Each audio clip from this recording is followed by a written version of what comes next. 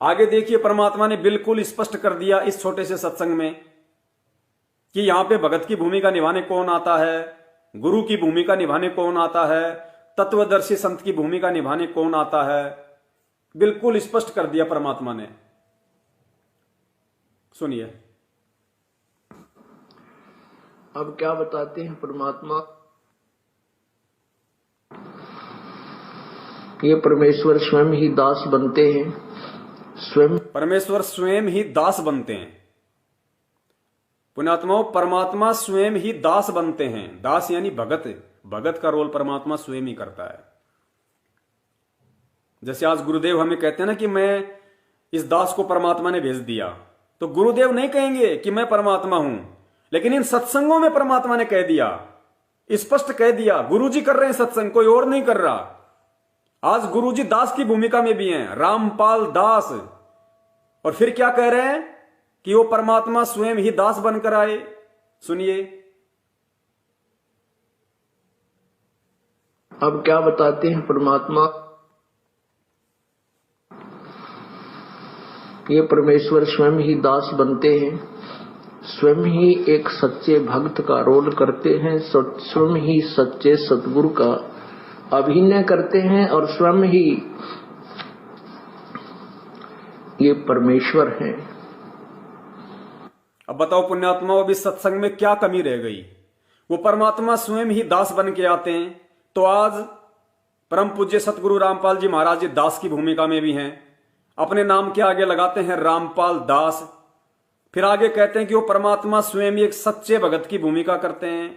तो सच्चे भगत की भूमिका करके आज किसने दिखाई। 17 फरवरी 1988 को दादा गुरुदेव स्वामी रामदेवानंद जी महाराज जी से शरण ग्रहण करके उनको अपना मुंह बोला गुरु बना के एक सच्चे भगत की भूमिका करके उदाहरण पेश किसने किया कि भगत कैसा होना चाहिए, भगत के लक्षण कैसे होने चाहिए, गुरु के प्रति कैसा समर्पण भाव होना चाहिए, गुरु के सामने जाए तब कैसे बोलना चाहिए। कौन किसने भूमिका करके दिखाई, गुरुजी ने। और गुरुजी क्या कह रहे हैं कि वो परमात्मा सच्चे भगत की भूमिका भी स्वयं करता है। फिर आगे कह रहे हैं कि परमात्मा सतगुरु की भूमिका भी स्वयं करते हैं। तो सतगुरु रूप में आज कौन है, सतगुरु रामपाल जी महाराज जी। और सतगुरु की भूमिका कौन करते हैं, स्वयं कबीर परमात्मा। फिर कह रहे हैं और परमात्मा तो वो स्वयं है ही। पुण्यात्माओं, अब हमने इन वाणियों को थोड़ा सा ऊपर उठ के सोचना पड़ेगा। एक वाणी है परमात्मा की जो हम बचपन से पढ़ते आए हैं, बड़ा भया तो क्या भया, जैसे पेड़ खजूर, पंछी को छाया नहीं, फल लागे अति दूर। बचपन से पढ़ते रहने के कारण हमने उस वाणी को महत्व नहीं दिया। हम भी ऐसे गा लेते थे, आज भी हम उस वाणी को इतना महत्व नहीं दे रहे कि बड़ा भया तो क्या भया, जैसे पेड़ खजूर, पंछी को छाया नहीं, फल लागे अति दूर। क्योंकि हम उसको बार बार पढ़ रहे हैं, हमें वो लगता है ये पुरानी हो गई, नॉर्मल सी वाणी है।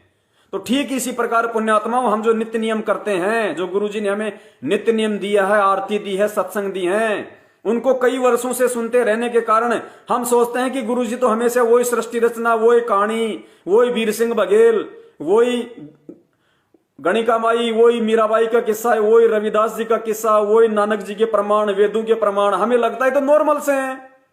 तो पुण्यात्माओं, हमने उनको नॉर्मल नहीं समझना। उन सत्संगों में परमात्मा क्या वचन बोल रहे हैं। और एक बात दास आपको और बता देता है, आप गुरुजी का कोई भी एक सत्संग सेलेक्ट कर लो 1 घंटे का, और आप मन में ये धारणा बना के बैठ जाओ कि आज मैं नोट करता हूं गुरुजी ने क्या क्या इंपॉर्टेंट बात इस सत्संग के माध्यम से कही है। आप 1 घंटे का सत्संग सुनोगे, हो सकता है आपने 5 बातें नोट की और आपने सोच लिया कि इस सत्संग में वैसे तो परमात्मा का प्रत्येक वचन इंपॉर्टेंट है, लेकिन मेरे जीवन में उतारने वाली जो बातें हैं वो केवल 5 पॉइंट थे। पुण्यात्माओं, आप उस सत्संग को दोबारा सुनना, आपको 5 पॉइंट के अलावा फिर नया पॉइंट मिलेगा। उस सत्संग को आप तीसरी बार सुनना, आपको फिर एक नया पॉइंट मिलेगा। आप उस सत्संग को 100 बार सुन लेना, आपको 100 पॉइंट मिलेंगे। आप ये ना समझो कि परमात्मा ने सीडी बना के छोड़ दी तो वही वचन चलेंगे। परमेश्वर अंतर्यामी है, समर्थ है, साहिब से सब होता है, बंदे से कुछ नहीं। वो राई से पर्वत कर दे, फिर पर्वत से राई। परमात्मा उसी सत्संग को चेंज कर देगा, आपको पता भी नहीं चलेगा कि आपकी मेमोरी कार्ड में कौन सत्संग को चेंज कर गया। पुण्यात्मा, ये समर्थ धरती पे प्रकट है, धरती पे है परमात्मा, कुछ भी करेगा। कुछ भी कर सकता है। इम्पॉसिबल वर्ड परमात्मा के लिए नहीं है। तो हमने परमात्मा के सत्संगों को गहनता से अब सुनना पड़ेगा, उसके बाद में मनन करना पड़ेगा, विचार करना पड़ेगा। जब तक हम चिंतन नहीं करेंगे तब तक हम उसमें से वो सार ग्रहण नहीं कर पाएंगे। सुनिए परमेश्वर की वाणी दोबारा। स्वयं ही एक सच्चे भक्त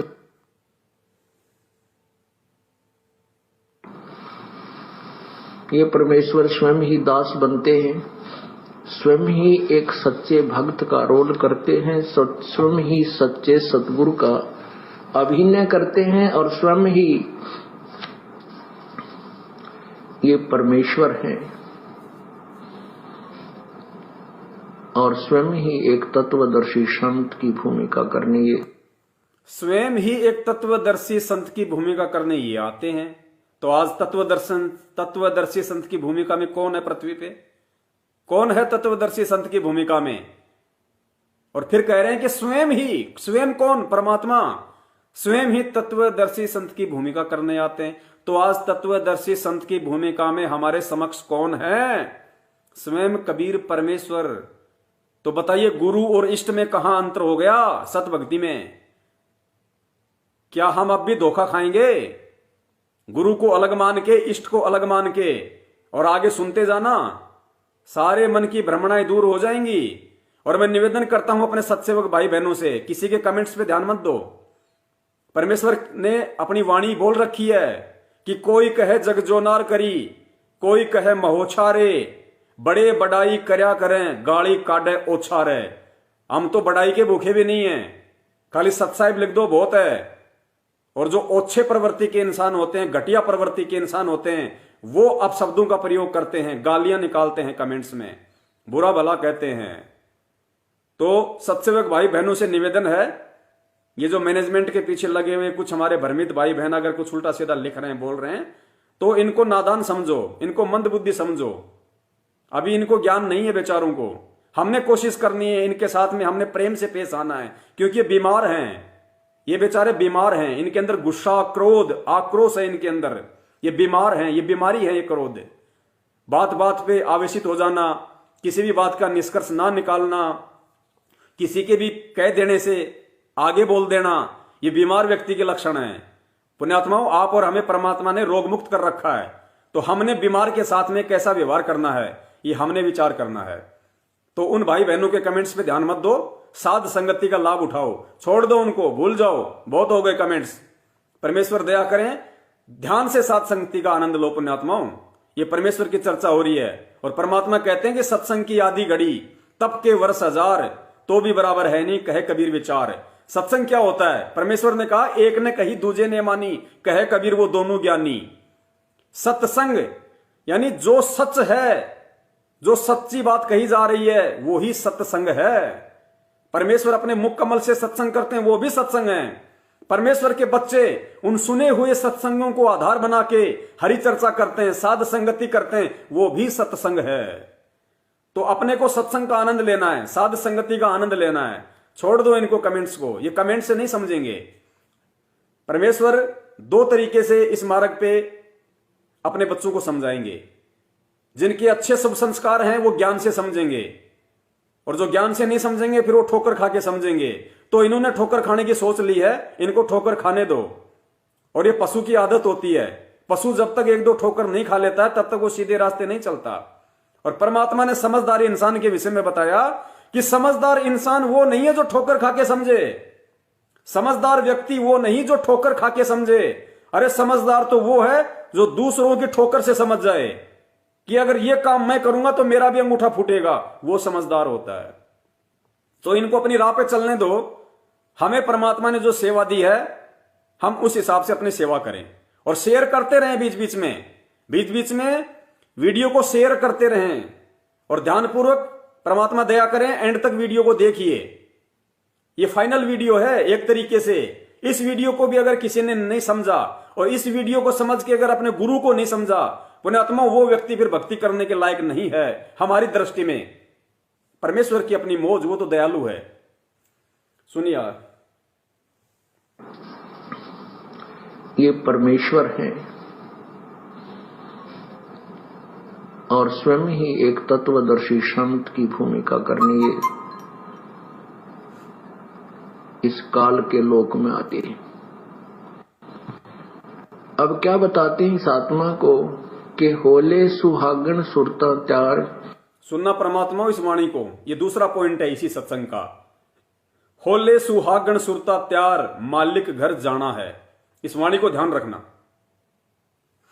बताते हैं इस आत्मा को कि होले सुहागन सुरता त्यार तुझे मालिक घर जाना है।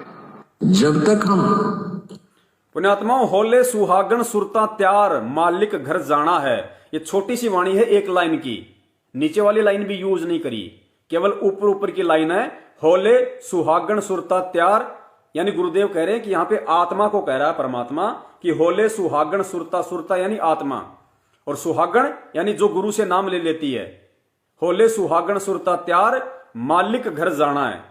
अब इसमें रहस्य क्या है वो हमने समझना है। ये वाणी परमात्मा कबीर साहिब जी की है। होले सुहागन सुरता त्यार मालिक घर जाना है, ये कबीर परमात्मा की वाणी है। जब वो 650 साल पहले आए थे तब उन्होंने ये वाणी लिखी थी। ये वाणी उन्होंने धर्मदास जी के माध्यम से लिखवाई थी। अपनी वाणी को उन्होंने अपने मुख कमल से बोला था। होले सुहागन सुरता त्यार मालिक घर जाना है। अब यहां पे समझने वाली बात यह है कि जिस प्रकार आज हम गुरु को परमात्मा ना मान के धोखा खा रहे हैं, ठीक इसी प्रकार 650 साल पहले यदि हम मानते हैं कि स्वयं कबीर परमात्मा आए थे, तो पुण्यात्माओं उस समय यह वाणी उसी कबीर परमात्मा ने बोली थी जिनको आप असली भगवान मानते हो, कबीर जी मानते हो। तो खुद वो भगवान नीचे आके क्या बोल रहा है, क्या समझा रहा था उस समय कि होले सुहागन सुरता त्यार। आप और हमें परमात्मा क्या समझा रहे थे उस समय? होले सुहागन सुरता त्यार मालिक घर जाना है। अरे मालिक तो खुद नीचे आया हुआ था, फिर वो खुद मालिक कौन से मालिक के घर जाने की बात कर रहा है? क्या सतलोक में कोई और भी कबीर जी बैठे थे? होले सुहागन सुरता त्यार मालिक घर जाना है।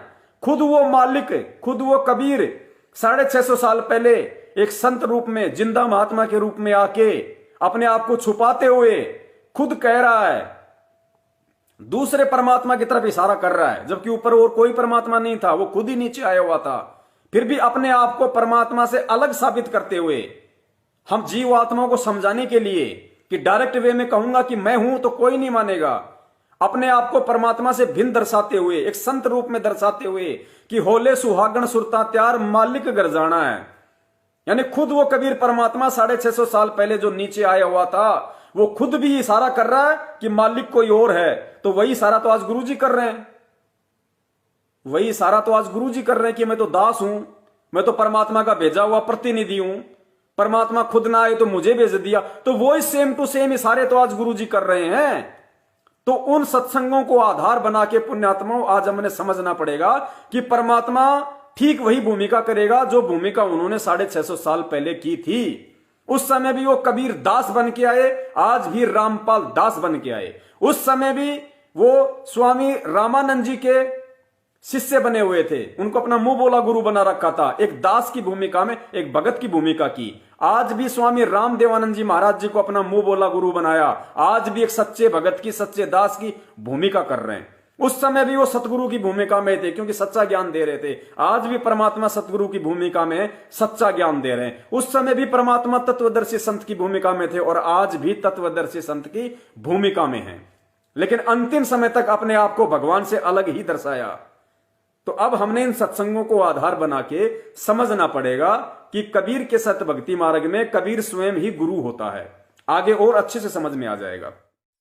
तन मन शीस ईस अपने पे, तन मन शीस ईस अपने पे, पहले में चोट चढ़ावे जब कोई राम भक्त गत पावे हो जी, जब कोई राम भक्त गत पावे हो जी।